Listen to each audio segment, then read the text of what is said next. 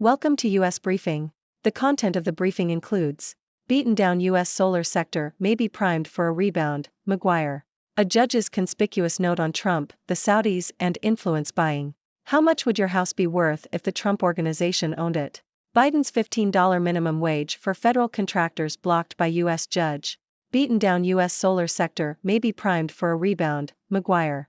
Reuters. Solar stocks in the U.S. have been heavily affected by high interest rates and supply chain disruptions, leading to residential and corporate solar system orders plummeting.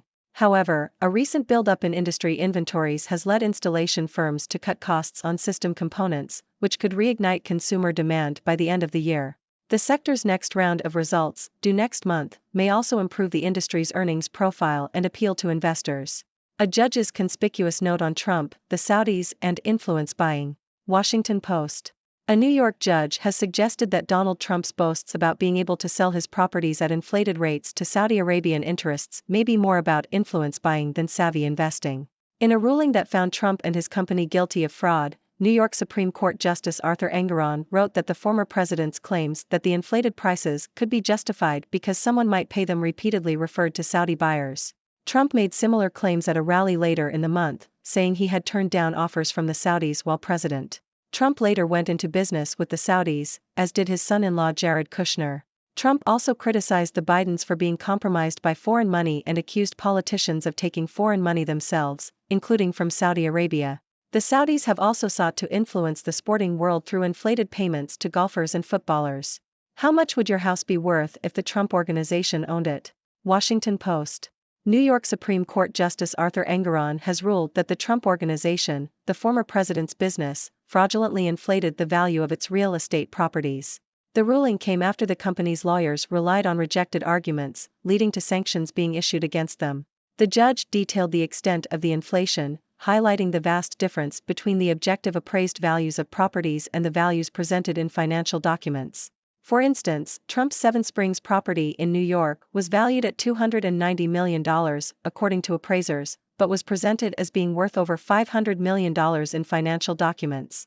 In another instance, Trump's apartment in Trump Tower was presented as being 30,000 square feet, when it was only a third of that size. The judge ruled that such discrepancies can only be considered fraud. The most contentious valuation was that of Trump's home in Florida, Mar-a-Lago, which was presented as being worth as much as $612 million, despite an outside appraisal putting its value at around $28 million.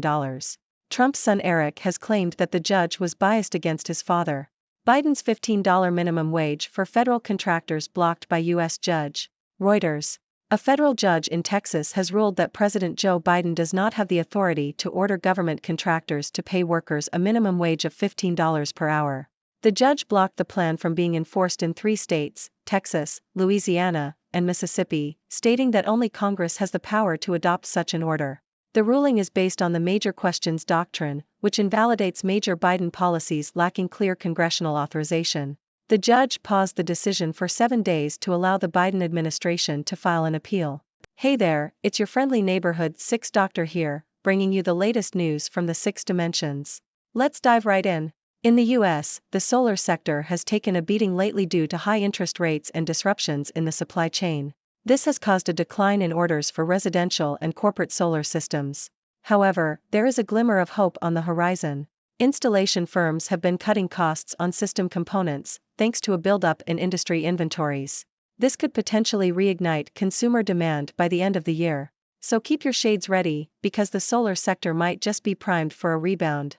Speaking of things that are heating up, a New York judge has made some interesting observations about former President Donald Trump and his ties to Saudi Arabia. In a ruling that found Trump and his company guilty of fraud, the judge suggested that Trump's claims of being able to sell his properties at inflated rates to the Saudis might be more about influence buying than savvy investing. It seems like Trump's business ventures with the Saudis, as well as his son-in-law Jared Kushner's involvement, are raising some eyebrows.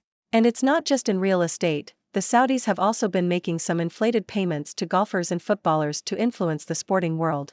Talk about playing the game. Now, let's take a look at the value of Trump's properties.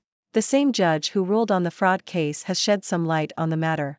It turns out that the Trump Organization, the former president's business, fraudulently inflated the value of its real estate properties. The judge compared the objective appraised values of the properties with the values presented in financial documents and found significant discrepancies. For example, Trump's Seven Springs property was valued at $290 million by appraisers, but financial documents claimed it was worth over $500 million. And that's not all. Trump's apartment in Trump Tower was presented as being 30,000 square feet, when it was actually only a third of that size. It seems like Trump was really stretching the truth when it came to the worth of his properties. I guess he wanted to make them seem as valuable as his hair. Moving on to politics, President Joe Biden's plan to raise the minimum wage for federal contractors to $15 per hour has hit a roadblock. A federal judge in Texas has ruled that Biden does not have the authority to order government contractors to pay workers a higher minimum wage. The judge stated that only Congress has the power to adopt such an order. Looks like Biden will have to go back to the drawing board on this one. Let's hope he can find a way to make it work because everyone deserves a fair wage. And that's a wrap on today's news. It's been a wild ride, from solar rebounds to inflated property values and minimum wage roadblocks. As always, I'd love to hear your thoughts and opinions on these stories. What do you think about the potential rebound of the U.S. solar sector? Are you surprised by the revelations about Trump's property values? And what are your thoughts on Biden's minimum wage plan being blocked? Leave your comments and questions below, and let's keep the conversation going. Thank you for tuning in. The content above showcases the latest briefing reports and analytical synopses, thoughtfully curated by the 6Do team. These insights stem from a wide array of reputable media outlets, think tanks, government sources, and specialized experts worldwide. We encourage you to explore these sources for a comprehensive perspective. Keep in mind that while the content may not always align with the official standpoint of 6Do Brief, it's not meant to be taken as absolute directives for decision-making. Comprising seasoned media professionals, learned scholars, and accomplished scientists, the 6Do team embodies a trailblazing, fully independent media entity. To customize 6Do Brief to meet your professional needs, you have the option to subscribe to a diverse array of briefings on our website, 6dobrief.com. Regardless of your location, you can conveniently receive 6Do Brief via email.